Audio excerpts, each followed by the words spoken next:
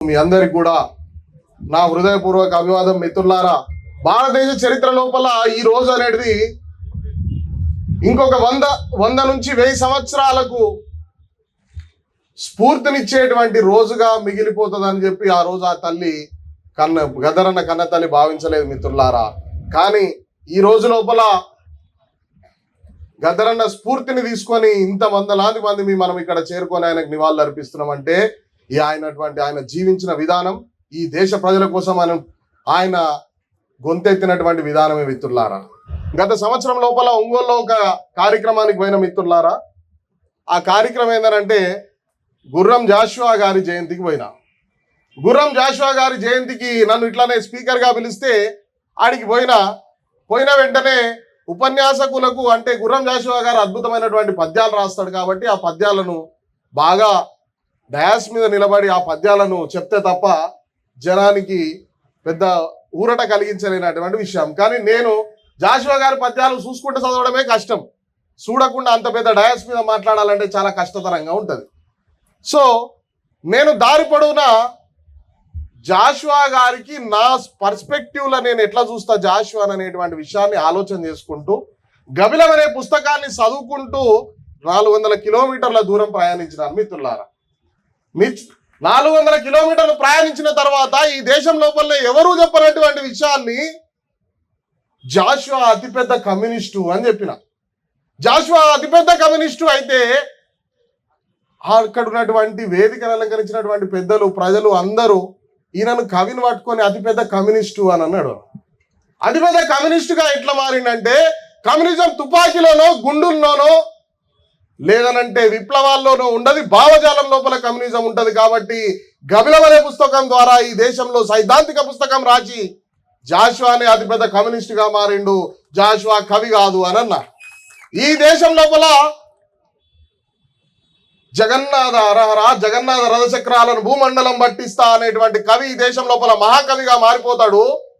గబిలం అనేటువంటి ఒక క్షీరదాన్ని అంటే చూస్తే కూడా తట్టుకోలేని ఈయించుకునే దాన్ని చూసుకొని మనము అసహించుకునేటువంటి పరిస్థితిలో ఉన్నటువంటి గబిలాన్ని కూడా ఈ దేశంలో అందరం ఎక్కించేటువంటి ప్రయాణం చేసినటువంటి వాడు జాషువా. సో వాళ్ళు నేను పోయిన తర్వాత ఇంత పెద్ద చరిత్రను చెప్పగలిగినటువంటి వాడు ఎవరు అని అంటే ఆడు గద్దర్ శిష్యుడు అని చెప్పాడు. గద్దర్ శిష్యుడు కాబట్టే చెత్తకుండిని నోరు తెరుసుకొని వచ్చే ఊర పందిని ఊరడించి అందినంత అదినమాని తొందరేమీ లేదు అని పిలిచి పైసలిస్తాదో నా చెత్తకుండి, అందాల బొమ్మనన్నాదో నా చెత్తకుండి. చెత్తకుండిని సైతం ఈ దేశం లోపల అది ఏం పని చేస్తుంది, దానికి ఉన్నటువంటి ప్రత్యేకత ఏంది, అది లేకపోతే నీ జీవితం ఎట్లుంటది, చెత్తకుండి లేకపోతే నీ జీవితం ఎట్లుంటది అని కూడా మనుషులకు అర్థం చేయించినటువంటి వాడు గద్దర్. నాకు సంబంధించి 40 ఏళ్ళు ఈ రాజ్యాన్ని గడగడలని ఆడించినోడు గద్దర్. పాల్ రాబ్సన్, బాబ్ మార్లేల కన్నా నేను చాలా విషయాల్లో చెప్పిన ఒక పెద్ద గీతను అర్థం చేపియాలనంటే దాని పక్కన ఓ చిన్న గీత గీస్తే దానికి వ్యత్యాసం తెలుస్తుంది. అందుకనే ఈ దేశం లోపల నేను ఇంకా భావిస్తున్న మిత్రులారా, జర్పేట్ చేపాలని వచ్చింది కాబట్టి ఒక విషయం నాకు గుర్తు చేస్తున్నా. నేనైతే గద్దర్ స్టాచ్యూ పెట్టిన రోజు గద్దర్ చనిపోవడానికి గల కారణాలు, గద్దర్ చనిపోవడం వల్ల నీకున్నటువంటి అభిప్రాయం ఏంది అని చెప్పి నా ముంగట ప్రెస్ వాళ్ళు మైక్ పెట్టింది. నా ముంగట ప్రెస్ వాళ్ళు పైకి పెట్టినట్టు నేనైతే గద్దర్ చచ్చిపోలేడు, గద్దర్ బతికే ఈ రోజే పుట్టిండు అని చెప్పిన. తుపాకీ గొట్టంలకేం వస్తుందిరా రాజ్యాధికారం అన్న గద్దర్ ఏడికేం వస్తాడు, తుపాకీ గొట్టంలకేం రాజ్యాధికారం వస్తుంది అన్నటువంటి గద్దర్ చివరి దశలో తాను మాట్లాడిపోతూ రాజ్యాంగమే అన్నిటికీ సూత్రం అని చెప్పిపోయిండు, రాజ్యాంగమే అన్నిటికీ దిక్కు అని చెప్పిపోయిండు. సుదీర్ఘమైనటువంటి ప్రయాణం చేసినటువంటి గద్దర్ నన్ను అడిగిర్రు, బీజేపీ వాళ్ళు ఆయనకు పద్మ అవార్డు ఇస్తలేదు, దాని పట్ల మీ స్పందన ఏంది అని. నేను ఒకవేళ గద్దర్ అన్న బతుకుంటే బీజేపీ వాళ్ళు నాకు అవార్డు ఇస్తారంటే ఇప్పుడు చచ్చిపోవాలనిపిస్తుందా అని అంటాడేమో అనుకున్నా నేనైతే. ఎందుకు అని అంటే ఒక దశలో ఉన్నప్పుడు ఒక దశ ఉద్యమాన్ని, తర్వాత ప్రజలకు ఏది అవసరం ఉందో అది అవసరాన్ని తీర్చిదిద్దినటువంటి వాడు గద్దర్. సో ఇట్లా అనేక రకాల విషయాల లోపల గద్దర్ మనకు ఏదో ఒక రూపంలో మనకు కనిపిస్తూ ఉంటాడు మిత్రులారా. సో గద్దర్ చనిపోయిండు అంటే గద్దర్ ఈ రోజే పుట్టిండు, అని నేను చెప్పిన ఆ తర్వాత నా జీవితంలో నేను ఎక్స్పీరియన్స్ చేసినటువంటి గద్దర్ గురించి మీకు చెప్తాను మిత్రులారా. ఈ పక్కనే జరిపేట అన్న చెప్పాలని వచ్చింది కాబట్టి ఈ సందర్భంగా ఆ విషయం చెప్తే బాగుంటుందని అనుకున్నా. ఈ పక్కనే ఉన్నటువంటి మనకు ఆనుకున్న ఉన్నటువంటి దగ్గర ఒక బసవతారకం నగర్ అనేటువంటి ఒక కాలనీ ఉంది మిత్రులారా. రంగన్న గారు వచ్చినట్టున్నారు, ఒకసారి లేచి నిలబడాలి. రంగన్న లేడు, ముందట రండి ఒకసారి. ఈయన పేరు రంగయ్య గారు. బసవతారకం అనేటువంటి రండి మూడు రండి బసవతారకం అనేటువంటి నగరం అనే ఒక కాలనీ లోపల 400 నుంచి 500 గుడిసెలు వేసుకొని గత 43 సంవత్సరాలుగా అక్కడే వాళ్ళ సమాధులను అక్కడనే పెట్టుకొని బతుకుతున్నటువంటి ఒక చిన్న ప్రాంతం. ఈ తెల్లాపూరు కోకాపేట వచ్చిన తర్వాత ఆ రెండు ఊర్లకు మధ్యలో ఉన్నటువంటి ఆ భూమిని కబ్జా చేయాలనేటువంటి పేద కుట్ర జరిగింది.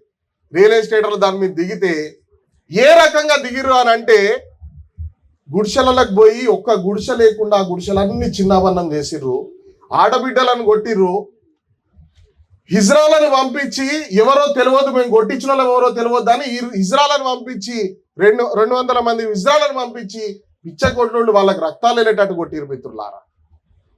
ఆ రోజు జైపాల్ అన్న నేను ఆడికి పోయిన తర్వాత ఇక వీళ్ళకి ఆ స్ఫూర్తి దొరికింది.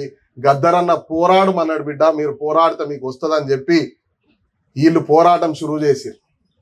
వీళ్ళ పోరాటం లోపల ఈ రంగయ్య 20 రోజులు జైలుకు పోయి వచ్చిండు. ఈయనతో పాటు ఇంకొక ఆయన జైలుకు పోయిండు. కాలనీ మొత్తం గద్దరన్నది అంబేద్కర్లు 2 ఫోటోలు పెట్టుకొని మాకు తిరుగుబాటే దిక్కు అనుకొని నమ్మి ఈరోజు తిరిగి ఆ 300 గుడిసెలు అక్కడే నిలబెట్టుకొని వాళ్ళు అక్కడే నివసిస్తున్నారు మిత్రులారా. అది గద్దరన్న అంటే. జైపాలన్న గవర్నమెంట్ తో మాట్లాడి ఇలా పట్టాల గురించి వచ్చేటటువంటి ప్రయత్నం చేస్తున్నాడు. ఇట్లా గద్దరన్న అనేక రూపాల లోపల ఈ దేశంలో బతికే ఉంటాడు తప్ప గద్దరన్నకు చావు ఉండదు అనేటువంటి విషయమే నేను తెలియజేస్తున్నాను మిత్రులారా. వీళ్ళందరూ తీసుకున్నటువంటి నిర్ణయం తరాలు మారిపోని ఎడారులెదురు రాని నిరాశలో ముంచె అపజయం వస్తే రాని నరాల నిండ రుదిరధార పారినంత కాలం సాగని యమతోన్మాద కేంద్ర ఇంద్రజాలం ఉంటే ఉన్ని పోతే పోని ప్రజల కొరకు ప్రాణం ఆగది ప్రయాణం. మిత్రులారా, గద్దరన్న సూచించినటువంటి విషయాల లోపల ఈ ప్రాంగణం ప్రభుత్వం మనకి ఇచ్చినటువంటి ఒక గిఫ్ట్ గా తీసుకున్నాం. గద్దరన్న నాకు 2 గంటలు ముఖ్యమంత్రితో మాట్లాడే అవకాశం దొరికినప్పుడు ఈ ప్రాంతం గురించి, ఇక్కడ పెట్టినటువంటి విగ్రహం గురించి, వాటన్నిటి గురించి డిస్కషన్ చేసినటువంటి మరుసటి రోజే తెల్లాపూర్కు ముఖ్యమంత్రి గారు 10 ఎకరాలను గద్దర్ స్మృతివనం కోసం కేటాయించాలనేటువంటి తీర్మానం ప్రవేశపెంచి హెచ్ఎండిఏ లోపల. సో రాబోయే కాలం లోపల ఇక్కడ ఒక అద్భుతమైనటువంటి పిల్లలకు కేంద్రాలుగా, కళాకారుల కేంద్రాలుగా, జ్ఞానానికి కేంద్రాలుగా మారేటటువంటి చూసుకునేటువంటి బాధ్యత ఈ యువతరం మీద మన మీద ఉంది. కాబట్టి మనం అది మోసుకుంటూ వెళ్ళి ఈ సమాజానికి, దేశానికి గద్దర్ ఇచ్చినటువంటి స్ఫూర్తిని తీసుకొని గద్దర్ ఆశయాలను, ఈ సమాజం యొక్క ముఖ్య ఆశయాలను కొనసాగించాల్సినటువంటి బాధ్యత మన మీదనే ఉందని తెలియజేస్తూ అనేక ప్రాంతాల నుంచి వచ్చినటువంటి మీ అందరికి కూడా పేరున నమస్కారాలు తెలియజేస్తూ ముగించుకుంటాను మిత్రులారా.